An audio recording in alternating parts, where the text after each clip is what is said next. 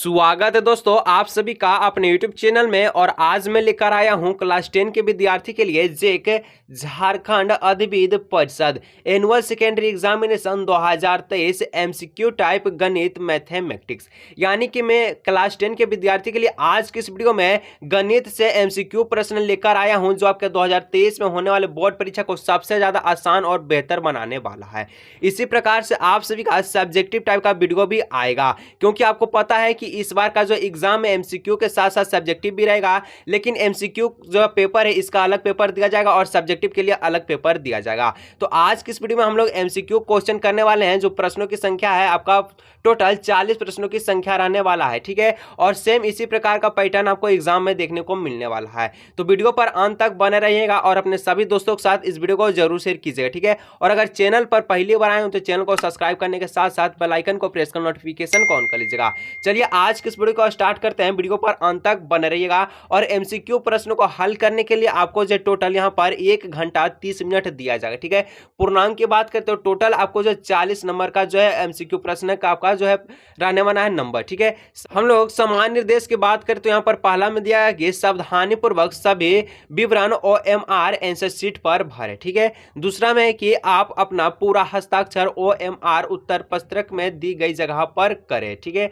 आगे तीसरा में लिखा गया कि इस प्रश्न जो है पुस्तिकाओं में कुल 40 बहुविकल्पीय प्रश्न है, ठीक है। यहाँ पर चौथा में कि सभी प्रश्न अनिवार्य है, प्रत्येक प्रश्न के अधिकतम अंक 1 है, ठीक है। तो इस प्रकार से आपका पैटर्न जो है एग्जाम में रहेगा 2023 में होने वाले बोर्ड परीक्षा में। चलिए दोस्तों आज की इस वीडियो को स्टार्ट करते हैं। वीडियो पर अंत तक बना रहेगा और जो भी विद्यार्थी का सब्जेक्टिव टाइप का क्वेश्चन चाहिए तो कमेंट सेक्शन में जरूर बताइए, ठीक है। तो चलिए यहाँ पर पहला प्रश्न यहाँ पर देख लीजिए कि प्रथम पद, ठीक है, ए तथा सार्व अंतर डी वाला एक AP का nवां पद है, ठीक है। यहाँ पर देखिए प्रश्न बहुत इंपॉर्टेंट है। हर एक प्रश्न आपके 2023 में होने वाले बोर्ड परीक्षा के लिए बहुत इंपॉर्टेंट है, इसलिए हर एक प्रश्न को अच्छी तरह से देखिए, दोस्तों के साथ शेयर कीजिए। चैनल पर पहली बार आए चैनल को जरूर सब्सक्राइब कीजिए, ठीक है। तो यहाँ पर प्रश्न समझिए। सबसे पहले प्रथम पद ए, ठीक है, और सर्वोत्तम पद डी वाला एक AP का nवां पद है। सभी यहाँ पर जो आपका जो आंसर है ये सूत्र में दिया गया है, ठीक है। तो यहाँ पर AP का nवां पद निकालने के लिए कौन सा सूत्र आपको प्रयोग करते हैं तो यहाँ पर होता है AN बराबर, ठीक है, A प्लस N-1 और यहाँ पर D। यानी कि इस तरह से चौथा ऑप्शन आपका राइट आंसर हो जाए, ठीक है। दोस्तों हर एक प्रश्न को अच्छी तरह से देखिएगा, दोस्तों के साथ शेयर कीजिए। सब्जेक्टिव प्रश्न का वीडियो किसको किसको चाहिए कमेंट सेक्शन में जरूर बताइए, ठीक है। 2 नंबर का प्रश्न है कि AP 10-7-4, ठीक है, का 30वां पद है। बहुत इंपॉर्टेंट प्रश्न है दोस्तों। यहाँ पर देख लीजिए कि क्या पूछा है कि AP जो यहाँ 10-7-4, ठीक है, का 30वां पद पूछा, ठीक है। तो सबसे पहले हम लोग A निकालेंगे। A आपका प्रथम पद होता है 10 हो गया, ठीक है। D की बात करें तो प्रथम पद आपका जो है कितना है 10 है। 10 में से यानी कि आपका जो सेकंड पद 7 है, ठीक है, 7 में से हम लोग 10 को माइनस करेंगे तो आएगा -3, ठीक है। यानी कि यहाँ पर A आया 10 और D आया -3। पूछा गया है 30वां पद, दोस्तों ध्यान रखना है, ठीक है। तो 30वां पद पूछा गया है, A 30 में रखेंगे हम लोग। एक ट्रिक है दोस्तों, याद रखिएगा कि A प्लस, ठीक है, 30वां पद पूछा तो हम लोग 1 घटा देंगे, ठीक है। 30वां पद पूछा है हम लोग घटा के 29 करके यहाँ पर D कर देंगे, ठीक है। तो इस प्रकार से A हमारा था कितना 10 था, ठीक है, प्लस है यहाँ पर लिखेंगे 29 लिख देंगे। D कितना है दोस्तों हम लोग का जो है -3, ठीक है, तो गुना में -3 कर लेंगे, ठीक है, गुना -3। तो यहाँ पर 10 प्लस, ठीक है, 29 को -3 से गुना कीजिएगा तो आएगा -87, ठीक है, -87 आएगा। तो 10 प्लस -87, ठीक है, 10 प्लस -87 था और यहाँ पर माइनस प्लस हम लोग करेंगे तो 10 - 87 आ जाए, ठीक है। तो 10 में से 87 जाएगा तो दोस्तों आपका आंसर जो आएगा -77 आएगा, ठीक है। तो इस प्रकार से C ऑप्शन आपका राइट आंसर हो जाएगा। हर एक प्रश्न आपके बोर्ड एग्जाम 2023 को बेहतर और सबसे आसान बनाया, ठीक है। 3 नंबर का प्रश्न है कि AP 5, 7, 9, 11 का कौन सा पद 27 होगा, ठीक है। कौन सा पद 27 होगा तो सबसे पहले हम लोग A देखेंगे तो A आपका जो यहाँ 5 दिया गया है, ठीक है। D की बात करें हम लोग तो D यहाँ पर आपका दीजिए 7 में से 5 जाएगा तो कितना बचेगा 2 बचेगा, ठीक है। 7 में से 5 जाएगा 2 बचेगा, D 2 आया और A आपका 5 आया। तो इस प्रकार से 27वां पद क्या होगा, ठीक है, हम लोग निकालते हैं। तो किस प्रकार से निकलेगा 27वां पद पूछा, 27 को इधर हम लोग रखेंगे, ठीक है। यानी कि यहाँ पर n का वैल्यू पूछा गया है दोस्तों, ठीक है। तो यहाँ पर n का वैल्यू पूछा गया तो हम लोग लगाएंगे यहाँ पर फॉर्मूला A प्लस, ठीक है, N-1 और यहाँ पर D, ठीक है। तो 27 का 27 हम लोग रखेंगे दोस्तों। यहाँ पर a कितना है हमारे पास 5 है, ठीक है, प्लस n-1, n हम लोग को निकालना है, n-1 लिख देंगे, ठीक है। d कितना हम लोग निकाले, d हमारा हम लोग का 2 है, ठीक है।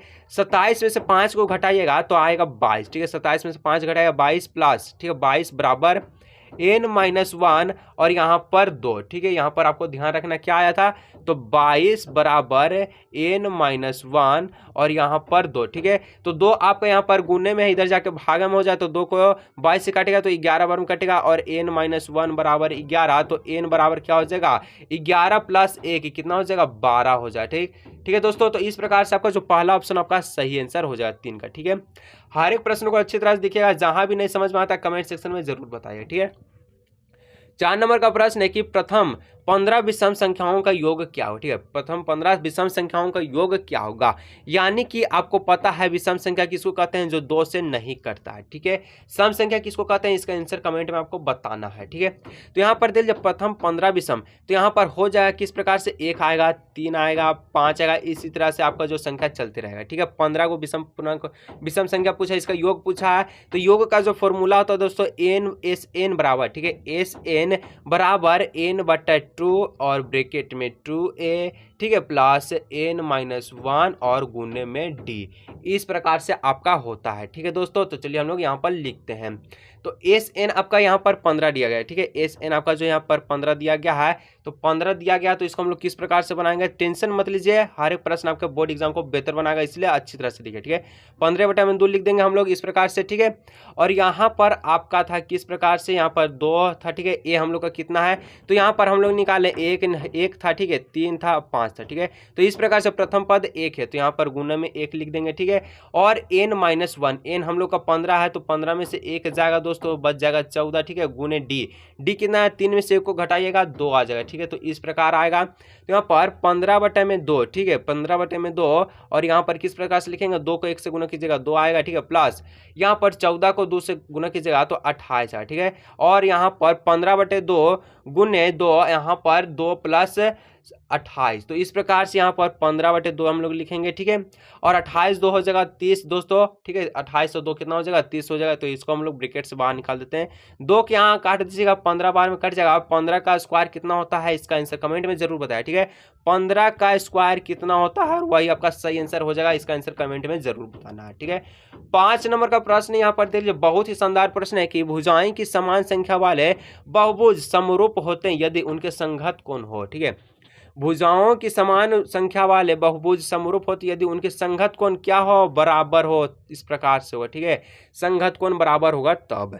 6 नंबर का प्रश्न है कि किसी त्रिभुज में एक भुजा के समांतर खींची गई रेखा अन्य 2 भुजाओं का, ठीक है, अन्य 2 भुजाओं को डैश अनुपात में विभाजित करती है, तो समान अनुपात में विभाजित करती है, ठीक है दोस्तों। नेक्स्ट प्रश्न दोस्तों यहाँ पर 7 नंबर देख लीजिए कि समरूप त्रिभुज के संघत भुजा होते हैं, ठीक है। समरूप त्रिभुज के संघत भुजा क्या होगा, समानुपाती होगा संघत भुजा, ठीक है।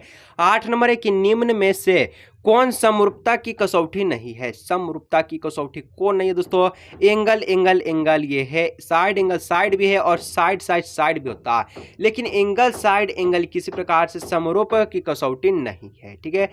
नेक्स्ट प्रश्न दोस्तों 9 नंबर, एक समलंब ABCD जिसमें AB पैरेलल CD के विकर्ण परस्पर बिंदु O पर प्रतिच्छेद करते हैं, यदि AB बराबर 2CD हो तो त्रिभुज AOB तथा COD के क्षेत्रफल का अनुपात क्या होगा। बहुत इंपॉर्टेंट प्रश्न दोस्तों, हर एक बार बोर्ड एग्जाम में पूछा जाता है और इस बार भी 2023 में होने वाले बोर्ड परीक्षा में ये जरूर पूछा जाएगा, ठीक है। इसलिए आपको हर एक प्रश्न को अच्छी तरह से देखना है और कॉपी पे नोट करना है। तो यहाँ पर सबसे पहले हम लोग समलंब आकृति एक बना लेते हैं, ठीक है। समलंब आकृति आपका कुछ इस प्रकार का होता है, ठीक है। हम लोग यहाँ नाम दे देते हैं, तो इसका नाम है A, इसका नाम है B और इसका नाम है C और इसका नाम है D, ठीक है। अब जो यहाँ पर कहा है कि AB जो CD का पैरेलल, ठीक है, AB जो CD का पैरेलल है और यहाँ पर जो है इसका जो विकर्ण जो है O पर प्रतिच्छेद करता है, ठीक है। विकर्ण यहाँ से यहाँ हो गया और यहाँ से ये यहाँ हो गया, ठीक है, ये O पर प्रतिच्छेद करता है। तो यहाँ पर पूछा कि यदि AB बराबर 2CD, ठीक है, AB जो है बराबर है किस प्रकार से 2CD का, ठीक है, 2CD का।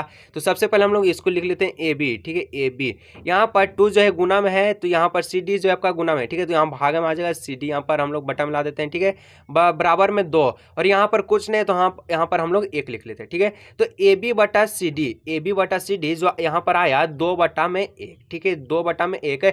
तो आपको यहाँ पर पता होगा कि किसी भी त्रिभुज का, ठीक है, त्रिभुज के भुजाओं का क्षेत्रफल का अनुपात क्या होता है।